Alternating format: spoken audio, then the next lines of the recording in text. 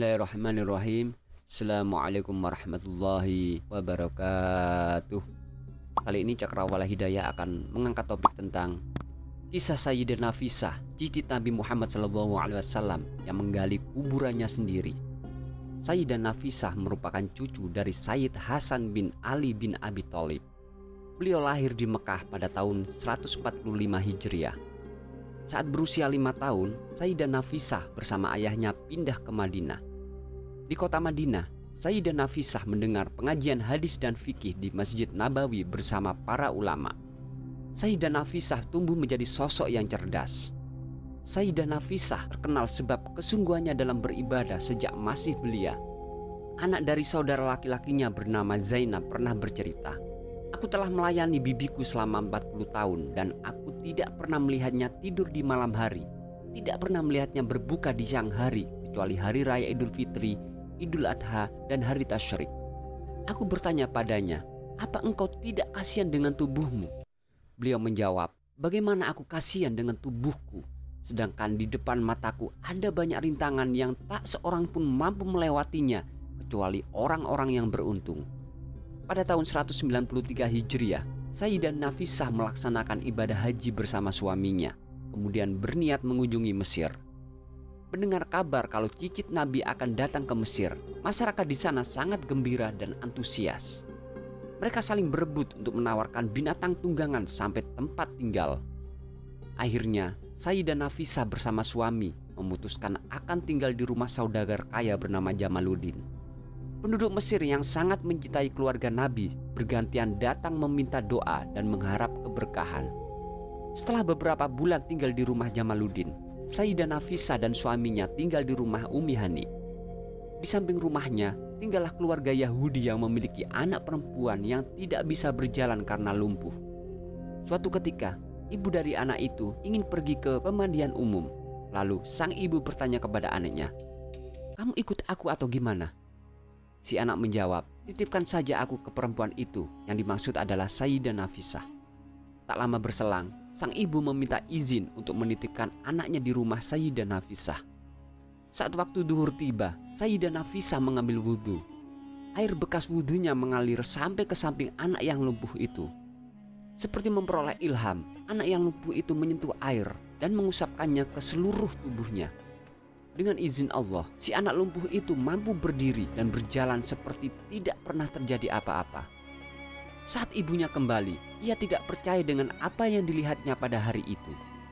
Anaknya menceritakan apa yang dialaminya dan kemudian satu keluarga tersebut bersyahadat masuk Islam. Seiring semakin banyaknya berita ini tersebar, lebih dari 70 orang Yahudi masuk Islam dalam waktu yang relatif singkat. Dan seiring itu pula, semakin banyak orang yang berkunjung ke rumah Sayyidah Nafisah untuk minta didoakan. Suatu ketika, air sungai Nil surut. Sebagian besar orang merasa resah sebab pertanian terancam gagal. Lalu, salah satu dari mereka mengadu ke Sayyidah Nafisah. Kemudian, Sayyidah Nafisah memberinya kerudung agar dilemparkan ke sungai Nil. Atas izin Allah, air sungai Nil kembali meluap. Salah satu tokoh besar yang sering meminta doa kepada Sayyidah Nafisah adalah Imam Asy-Syafi'i. Walaupun reputasinya sebagai seorang imam mazhab tidak diragukan, Imam Asy-Syafi'i tidak merasa gengsi untuk sowan kepada Sayyidah Nafisah guna mendengarkan hadis dan mengharap berkah. Pada saat sakit, Imam Asy-Syafi'i mengutus salah satu muridnya untuk sowan ke Sayyidah Nafisah guna meminta doa. Dan setelah murid yang diutusnya itu kembali, penyakit Imam Asy-Syafi'i sembuh seketika. Sampai ketika sakit menjelang wafat, Imam Asy-Syafi'i mengirim utusan sebagaimana biasanya. Sayyidah Nafisah kemudian berkata, "Semoga Allah memberinya kenikmatan dalam melihatnya." Dari situ, Imam Asy-Syafi'i paham bahwa ajalnya akan segera datang. Suatu ketika, dengan semakin banyaknya orang yang datang sowan kepada Sayyidah Nafisah untuk minta didoakan agar hajatnya terkabul, suaminya ingin membawanya pulang ke Madinah, namun Sayyidah Nafisah menolak. Sayyidah Nafisah berkata, "Aku pernah bermimpi bertemu baginda Rasulullah SAW dan beliau berkata, 'Jangan pergi dari Mesir sebab Allah akan mewafatkanmu di sana.'" Karena tahu bahwa akhir hayatnya nanti adalah di Mesir, Sayyidah Nafisah kemudian menggali kuburnya sendiri dan mentirakati dengan khataman Al-Quran ribuan kali.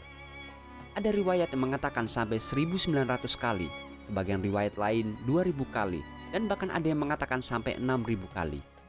Yang pasti, Sayyidah Nafisah turun ke lubang makam siang dan malam untuk mendaras Al-Quran dan sholat di sana. Pada awal bulan Ramadan, Sayyidah Nafisah mengalami sakit keras. Beliau mengirim surat kepada suaminya yang sedang berada di Madinah untuk pulang.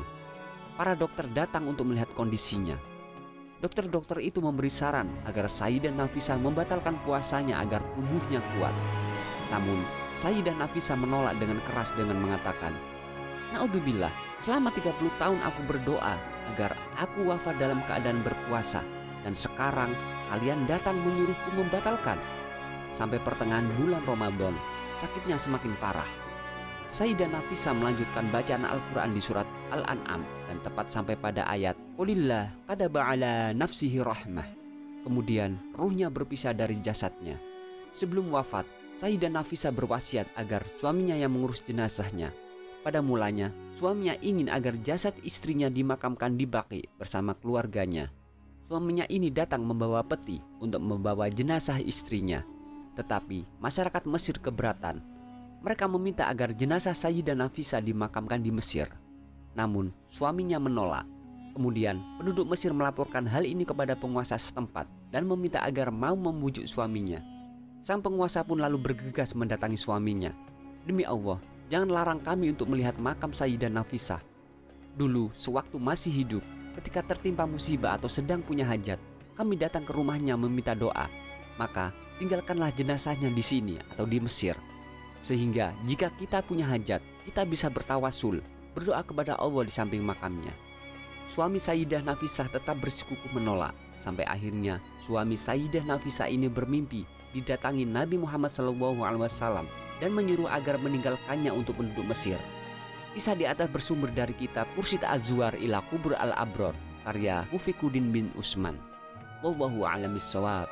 Wassalamualaikum warahmatullahi wabarakatuh.